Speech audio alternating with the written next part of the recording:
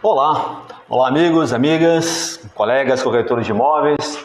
Estamos chegando então na nossa quarta aula, sobre contratos imobiliários e o Código de Defesa do Consumidor. É uma grande satisfação estar aqui mais uma vez com vocês, transmitindo conhecimento, externalizando esse conhecimento para que vocês consigam ser aqueles profissionais expert na área de vendas de imóveis, sabendo como funciona o processo imobiliário, certo? No seu todo.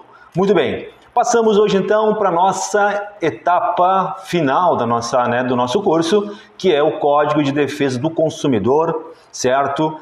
Um código muito importante, uma lei muito importante que regula, além do Código Civil, das leis 6.015, a lei dos registros públicos, a lei 8.078 também, então, regula os contratos de compra e venda. Nós vamos ver que o Código de Defesa do Consumidor não entra na relação contratual das locações em algumas situações, tá? Não quer dizer que no geral a gente não possa usar o Código de Defesa do Consumidor para dirimir, para buscar a defesa, certo?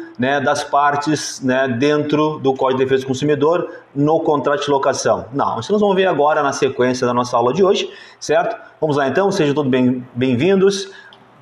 Bem, as normas consumeristas, tá, não se aplicam aos contratos de locação, como eu já tinha dito, de imóvel, uma vez que estes são regidos por legislação própria, certo? Então existe uma lei própria, uma legislação especial destinada a regular os contratos de locação, de locações, certo? Que é a lei 8.245 de 1991, tá? E as partes envolvidas neste processo de locação não se amoldam aos conceitos de consumidor, certo? E de fornecedor. Portanto, eu vou me deter nos contratos de compra e venda, tá? Que são protegidos pelo Código de Defesa do Consumidor. Mas tenham essa ideia já na mente de vocês, certo? Que o que protege as locações, os contratos de locações, certo? É a Lei 8.245 de 91. Certo?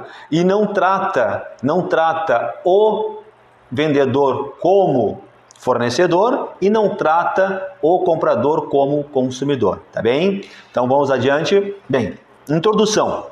O objetivo desta aula, desse trabalho que eu estou apresentando a vocês, é examinar questões controvertidas nos tribunais sobre a aplicação do Código de Defesa do Consumidor, Lei 8.078 de 90, aos contratos de aquisição de imóveis, certo? As políticas públicas, de incentivo à indústria da construção civil, que a gente vê isso aí a cada governo, que eles criam políticas públicas que incentivam, então, a indústria da construção civil, no Brasil todo. Bom, implementadas pelo governo federal. Nos últimos anos, vem acarretando o lançamento de inúmeros empreendimentos imobiliários, certo? Aqui mesmo, na nossa cidade, no meu município aqui de Pelotas, nesses últimos 5 anos, foi crescente o número de empreendimentos, certo? Que foram implementados, que foram lançados aqui na cidade de Pelotas. Então, todos os meses tem o lançamento de um empreendimento. Só no mês agora, no mês de março, que ainda nós estamos hoje, quase na metade do mês de março, já foram lançados 2 empreendimentos novos em Pelotas, de empresas que vêm de outros estados para se localizarem aqui e aqui, então, construírem, edificarem os seus empreendimentos. Então isso vem acontecendo no mundo, no Brasil todo isso aí, certo? Bom, tanto para esses empreendimentos, tanto serve para uso residencial como para uso comercial, até como forma de investimento, fazendo crescer os casos trazidos ao Poder Judiciário. Então isso acarreta com essa gama, com esse grande número de empreendimentos, com essa ampliação, certo, de incentivo à indústria através das políticas públicas, também aumentam as demandas ao Poder Judiciário. Por quê? Porque aumenta a relação, mais pessoas comprando E aí vem aquela questão contratual que nós já vimos, né, que eu já falei com vocês, que é um documento importante, o contrato de compra e venda, e quando alguma das obrigações inerentes, tanto ao comprador como ao vendedor, não são obedecidas, certo? Não são adimplidas, certo? O judiciário, então, entra em cena. Então, nós vimos naquela, né, lá na tríade, né, ou na pirâmide, né, que a gente viu lá, os 4 elementos que compõem, então, a relação contratual, certo? Muito bem. A multiplicação na comercialização de imóveis, através de financiamentos diretos com as construtoras ou através de agentes financeiros, né, ou através de particulares, trouxe aos tribunais diversas questões polêmicas, como, por exemplo, é cabível a incidência do CDC aos contratos de aquisição de imóveis? Os contratos de compra e venda, certo? Os contratos de compra e venda de imóveis firmados com incorporadores e construtoras são considerados contratos de adesão. Qual é o prazo de responsabilidade do construtor por defeitos do imóvel? É possível ação de resolução contratual e devolução de quantias pagas pelo promitente comprador inadimplente? São várias perguntas, são várias contradições. Isso gera polêmica, certo? A devolução dos valores pagos deve ser integral ou parcial? No caso por exemplo, do distrato imobiliário, certo? Quantos por cento, certo, é possível entregar àquela pessoa que está distratando com a imobiliária ou com a construtora, ou aquela construtora, incorporadora que está distratando com o seu cliente? É possível? Né? Devolve na totalidade ou parcial? Certo? É possível a revisão contratual das cláusulas contratuais de atualização monetária, juros, incidentes e demais encargos? Então são polêmicas, são controvérsias que chegam ao judiciário para serem dirimidas, que são relacionadas ao contrato de compra e venda de imóveis.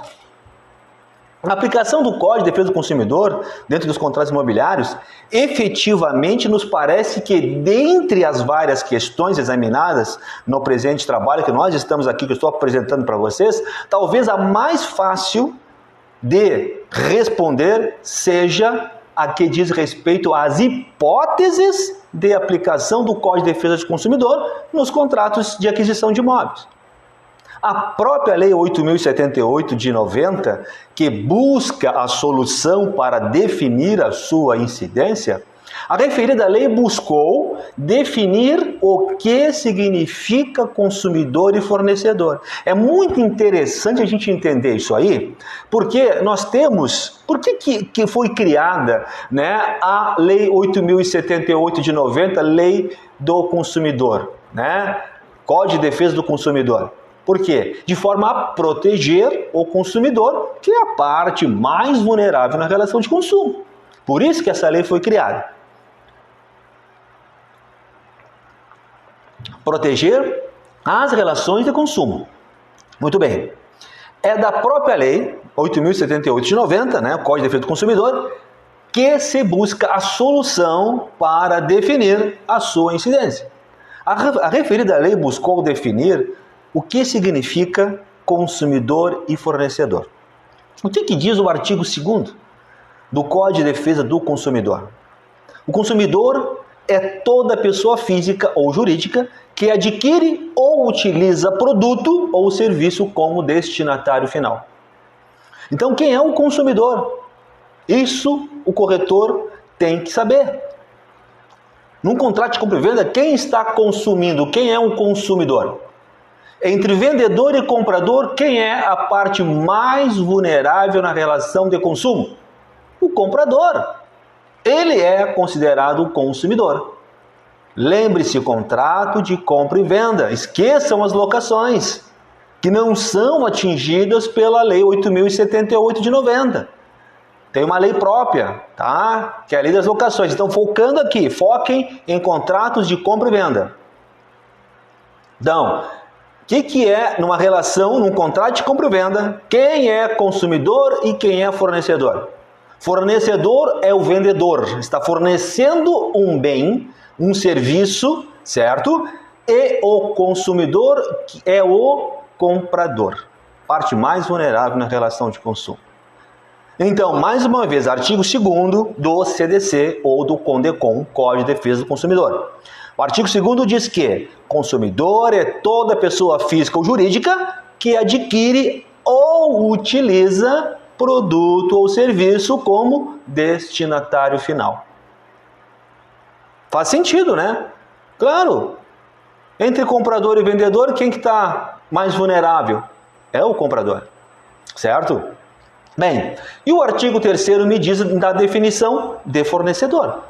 Fornecedor é toda pessoa física ou jurídica, pública ou privada, nacional ou estrangeira, bem como os entes despersonalizados que desenvolvem atividade de produção, de montagem, de criação, de construção, né? E desenvolve atividade de produção, transformação, importação, exportação, distribuição ou comercialização de produtos ou prestação de serviço. Então isso é considerado fornecedor. Construtora, incorporadora, fornecedores, certo?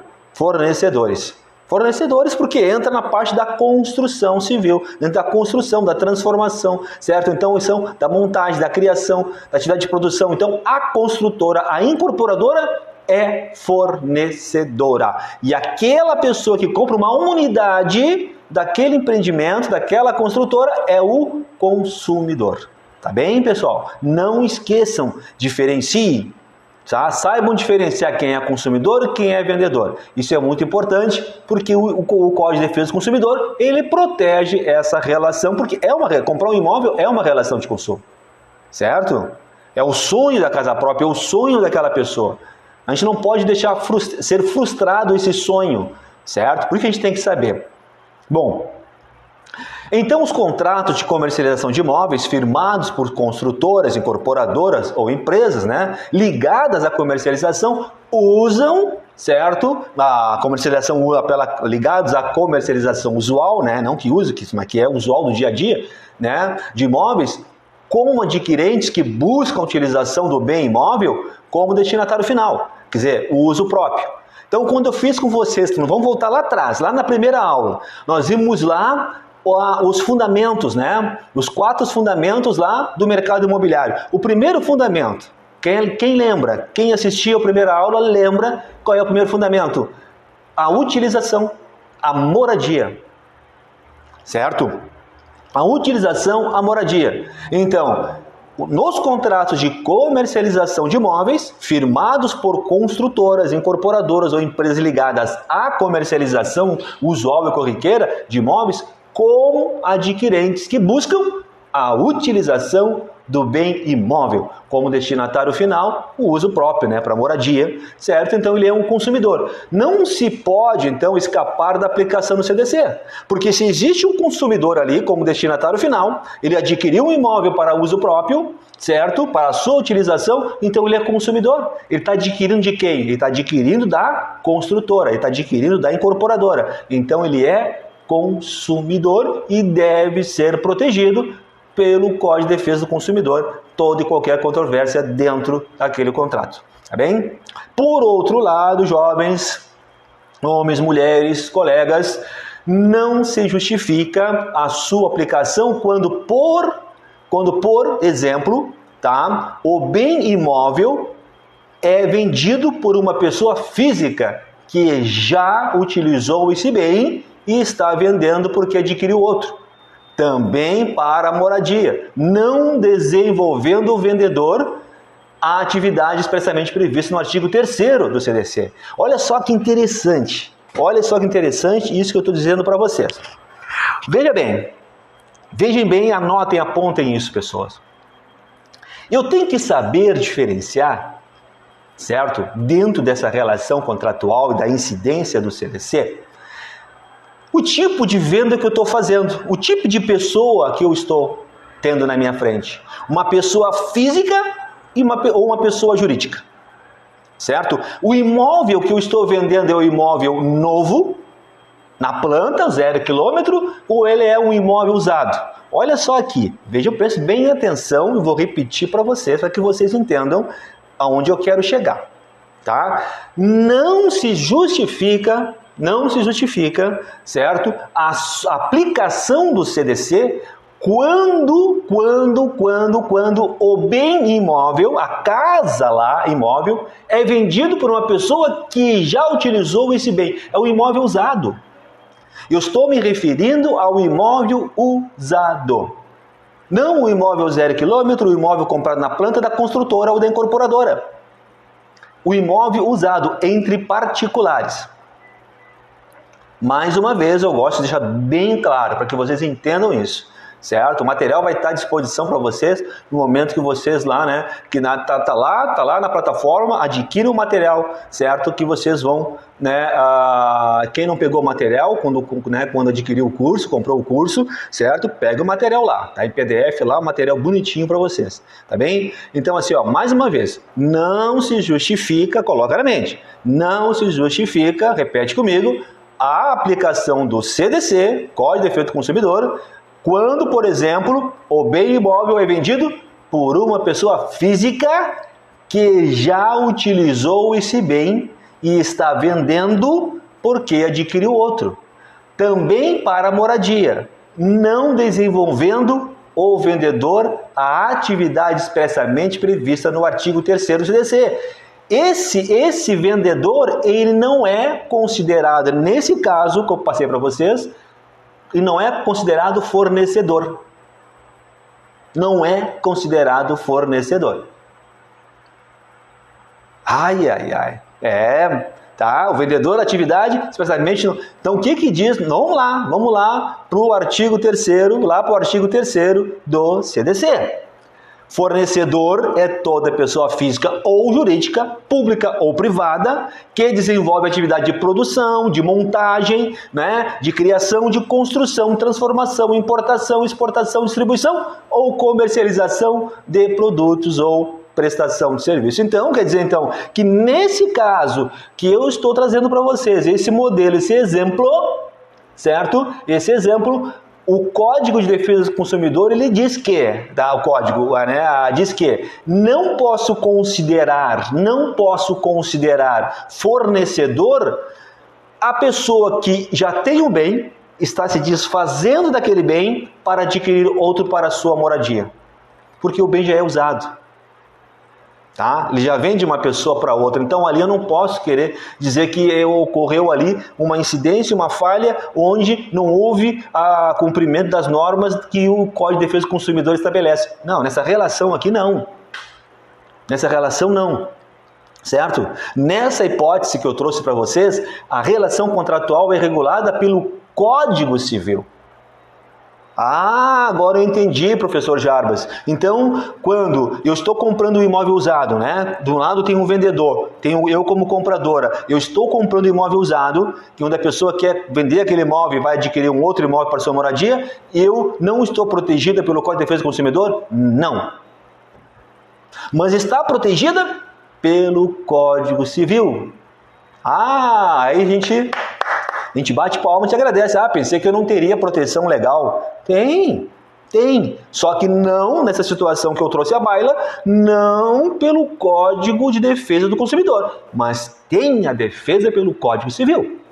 Não se lhe aplicando as normas previstas, então, no artigo, na Lei 8.078. Então, muito cuidado, entenderam? Certo? Faz sentido, né? Porque é uma relação particular, é uma venda particular. Certo? De um lado, eu não tenho um fornecedor, não tenho um consumidor, eu tenho simplesmente, né, eu tenho um promitente comprador, um promitente vendedor, e que qualquer das obrigações que não forem, né, adimplidas, respeitadas daquele contrato, né, naquela promessa de compra e venda, eu vou discutir em juízo isso aí, mas com o amparo do Código Civil. Que lá está, então, a proteção que fala sobre os contratos em espécie, inclusive o contrato de compra e venda que nós estamos trabalhando desde o início do nosso curso. Então, lembre-se, tratou-se de imóvel usado, onde o vendedor está se desfazendo do seu imóvel para adquirir outro para a sua moradia, não ocorre a incidência do Código de Defesa do Consumidor, neste caso em particular, certo? Mas pode a pessoa se proteger, uma das partes, utilizando o Código Civil de 2002. Perfeito? Coisa interessante isso, né? E a gente, muitas vezes, a gente deixa passar despercebido. Aquilo que eu digo sempre para todos os colegas, para todos. Diz assim, conhecimento é algo que ninguém te tira. E é o conhecimento que te faz crescer. É o conhecimento que te faz crescer. A gente tem que ter esse cuidado. E isso, na relação contratual, a gente tem que saber identificar isso. Claro que vocês não terão essa obrigação de identificar. O que eu digo que vocês têm que saber que é fazer um contrato, é redigir um contrato, protegendo as partes, vendedor e comprador. E protegendo também vocês como corretores, tá? Mas é importante saber disso aí. Nunca é demais o conhecimento. Nunca é demais. Eu sempre digo, errar por excesso é melhor do que errar, né, por não ter feito algo que deveriam ter feito, né? Então, prefiro errar por excesso que não fazer aquilo que deveria ser feito dentro de um contrato ou na própria venda, como se diz, né? Bom, entendido então esse ponto, né, da questão, toda essa questão aí, né, do contrato de compra e venda, do Código Consumidor nas relações entre particulares, certo? Nos imóveis usados, então, mas existe então a incidência do Código Civil que tu pode usar para te proteger, o Código Civil então de 2002. Bem, uma das dúvidas mais recorrentes no mercado imobiliário, principalmente no que tange a contratos, né? Aquela relação contratual, e também se diz também muito recorrente dos próprios estudantes, né, de área jurídica, né, de direito, né, e consumidores em geral, diz respeito à aplicabilidade do Código de Defesa do Consumidor aos contratos de locação, que eu já falei, mas vou entrar agora nessa incidência, mas nos contratos de compra e venda vocês já entenderam, né, que então é possível, né? Então eu vou dar mais, porque eu sei que ficou nas entrelinhas ali, tem pessoas que não entenderam, certo? E estão preocupadas, porque tem imobiliárias, tem corretores que trabalham com locações, certo? E a locação é algo à parte, porque possui uma lei especial para isso, né? Que regulam as locações, certo? Mas vamos lá, né? Como eu disse, é um curso bem completo para abrir os horizontes de todos os corretores, né? Todos os profissionais envolvidos na área imobiliária, então vamos lá. Não preciso voltar ao código, aos contratos de compra e venda em relação ao Código de Defesa do Consumidor, que vocês com certeza já entenderam, né? Como funciona. Contrato de compra e venda, Código de Defesa do Consumidor, a particularidade que eu falei por último da questão do contrato de compra e venda, onde entre particulares de imóveis usados, que não incide, não existe a incidência, né, a proteção do Código de Defesa do Consumidor, mas tem a proteção do Código Civil Brasileiro de 2002. Bem, vamos lá então.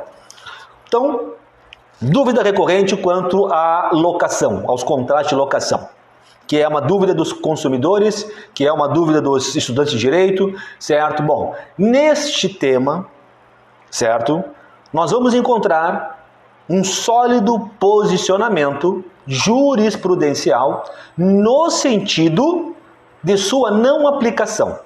Aí vocês vão entender, tá? Por que não é aplicável o CDC, mas vai ter um momento que vocês vão ver lá no meio agora dessa nossa aula, que ele vai entrar, mas são situações muito remotas, tá bem? Bom, então, no sentido, tá, da sua não aplicação, em que pese respeitáveis posicionamentos doutrinários contrários, né, a gente tem que respeitar os posicionamentos, doutrinários que são contrários ao uso, né, à incidência do Código de Defesa do Consumidor nos contratos de locação, certo? Mas a gente respeita, a gente não é obrigado a concordar, certo? Mas a gente tem que respeitar porque é lei, né? Toda doutrina, todo posicionamento doutrinário, certo? Ele tem um amparo jurídico e a gente tem que cumprir, porque existe um regramento para isso, certo? Bem, diante dessas premissas, né, desses entendimentos, né, dessas teses, posicionamentos doutrinários, tem prevalecido na jurisprudência e, em parte, né, majoritária, né, na maioria das decisões da doutrina, que a locação de imóveis não se enquadra como contrato de consumo. São decisões, são posicionamentos doutrinários que as locações de imóveis não se enquadra como relação de consumo ou como contrato de consumo. É duvidoso, né? É contraditório, é controverso, certo? Mas, né, não deixa de ser uma relação de consumo se nós formos pensar, né? Se pensarmos bem, não deixa de ser uma relação de consumo. Nós temos de um lado, aí a fragilidade ela é diferente, né? Ela troca a posição, né? Nós temos de um lado aqui, né, nessa questão dessa troca de posição, que a parte vulnerável, certo? Na relação, se houvesse essa relação de contrato, certo, ou de consumo, nas locações seria a parte vulnerável, seria o quê? O locador, né? E não o locatário. Porque o locador tem um imóvel que ele colocou em locação e está sob posse contratual por um ano ali, às mãos de um locatário, que poderá, muitas vezes, não pagar o aluguel, certo? Vai destruir o imóvel, não vai ter aqueles cuidados necessários, certo? Não vai pagar o condomínio, não vai pagar aquelas taxas que tem que pagar, e aí a parte vulnerável, quem é? É o locador, certo? Mas, respeitando, né, os posicionamentos doutrinários, a gente tem que, certo, ter essa visão de que não é relação de consumo. Bom, uma vez que as relações são regidas por lei própria, Lei 8.245 de 81, Lei das Locações. E o locador não pode ser considerado, não pode ser caracterizado como fornecedor ou prestador. Haja vista, isso no entendimento doutrinário, tá, pessoal? Haja vista que não exerce tal atividade com profissionalismo. Então, olha só, olhem esse posicionamento da doutrina. Posicionamento jurisprudencial. Já tem decisões no Rio Grande do Sul, aqui, por exemplo, mas em outros estados, né, a respeito dessa situação, desse entendimento. Vejam só novamente, entendam, vou repetir para que vocês entendam, tá? Olha só, as relações locatícias são regidas por lei própria. Lei 8.245 de 81, Lei das Locações. Certo? Ela vem se atualizando ano a ano.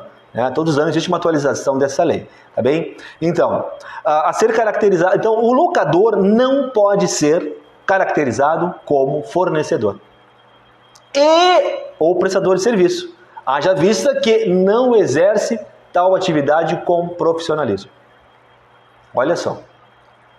Então, o locador, certo, deveria ser considerado como parte mais vulnerável. E deveria essa relação contratual ser uma relação de consumo. Mas a doutrina não enxerga desta forma. E aí nós temos que fazer o quê? Não usar, quando acontece alguma não cumprimento, né, naquela relação contratual das locações, a gente não pode se voltar os olhos para o Código de Defesa do Consumidor e ali então, né, buscar os direitos através dessa lei, né, e sim, então, buscar através, né, da Lei 8.245, que é a Lei das Locações, e não do CDC. Mas é a doutrina que diz, nós temos que respeitar, né, esses entendimentos, porque nós vamos fazer as nossas defesas, né, vocês quando houver algum problema, né, um não cumprimento de alguma regra, de alguma norma daquele contrato, né, da cláusula daquele contrato de locação, é buscar isso aí com advogados, vamos procurar um profissional na área jurídica para dirimir isso aí, mas com certeza ele vai obedecer o que diz a doutrina, os posicionamentos jurisprudencial, e vai então usar a Lei 8.245 de 81 para dirimir então toda essa situação que houver. Bom, o contrato de administração imobiliária possui natureza jurídica complexa. Então, não é, como eu digo sempre, né? Nenhum contrato ele é fácil, certo? Aos olhos daquele que acha que tudo é fácil, não é fácil. Dá trabalho? Dá trabalho. Tem que lutar, tem que pensar, tem que ter conhecimento, tem que estudar? Tem. Então, o contrato da administração imobiliária possui essa natureza jurídica complexa e que convivem, características de diversas modalidades contratuais típicas. Por exemplo, dentre aquelas que nós já vimos, mas tem outros tipos de contrato, como de corretagem, agenciamento, administração, de mandato, não se confundindo com o contrato de locação, nem necessariamente dele dependendo. Algo muito importante que eu faço um alerta para todos os profissionais aí, corretores. Vou voltar lá no contrato de compra e venda. O que eu percebo quando eu vou analisar um contrato de compra e venda? Que o corretor, ele usa o contrato que foi firmado ali, que vai ser assinado, firmado entre os clientes, comprador e vendedor. Ele aproveita uma cláusula ou duas cláusulas para deixar ali implícito ou explícito o seu trabalho como agenciador. O que eu oriento vocês? Quando você vai intermediar uma venda, use um contrato próprio de corretagem. Não utilize o contrato de compra e venda entre vendedor e comprador para ali colocar cláusulas se referindo à corretagem do pagamento, a forma de pagamento, se em caso de não pagar, o que vai acontecer? Não.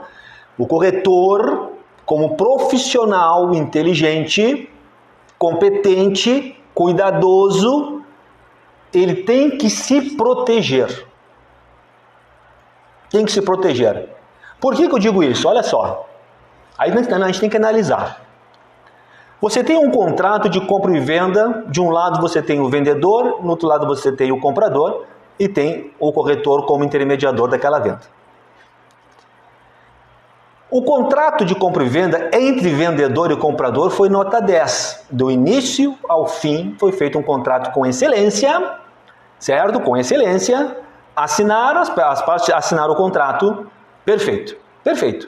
Entre comprador e vendedor eu não tenho nada para discutir. Nem vamos buscar nada em juízo porque foi nota 10. Só que o corretor não recebeu a sua corretagem.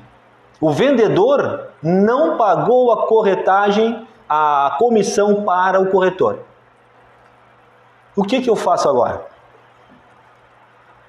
Vou buscar o judiciário para resolver, para proteger o meu direito. Qual é o contrato que eu vou executar?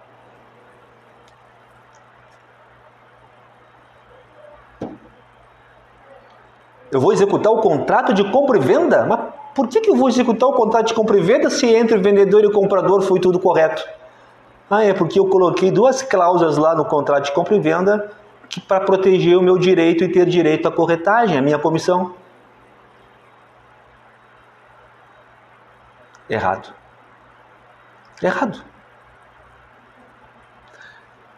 Contrato de compra e venda entre vendedor e comprador faz obrigações recíprocas e solidárias entre vendedor e comprador. Contrato de corretagem faz obrigações recíprocas e solidárias entre vendedor e corretor.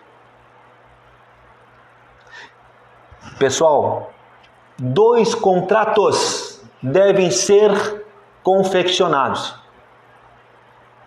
Não use o contrato de compra e venda para proteger o direito de vocês de comissão. Faça um contrato de corretagem separado, assine, reconheça em cartório. Porque esse contrato de corretagem, redigido, confeccionado pelo corretor, protege o corretor. E dá direito ao corretor de ter em mãos aquilo que o vendedor deveria cumprir, a obrigação de pagar o percentual de 6% ao corretor pela venda feita, venda realizada. Mas quando tiver que executar o vendedor, eu vou executar o meu contrato de corretagem, eu não vou executar o contrato de compra e venda. Para análise de um juiz, torna-se até complicado isso. Por quê? Por que eu vou executar? Por que eu vou analisar um contrato de compra e venda, executar um contrato de compra e venda, mas foi tudo correto no contrato de compra e venda? O que não foi correto foi o que o vendedor fez, ele não pagou a minha corretagem. Mas eu assinei um contrato de corretagem comigo, então eu vou executar o meu contrato. O único contrato é o contrato de corretagem. Então façam, não entabulem dentro do contrato de compra e venda o contrato ou o direito de você de receber a corretagem. Não. Façam isso em contrato apartado, separado do contrato de compra e venda. Tranquilos?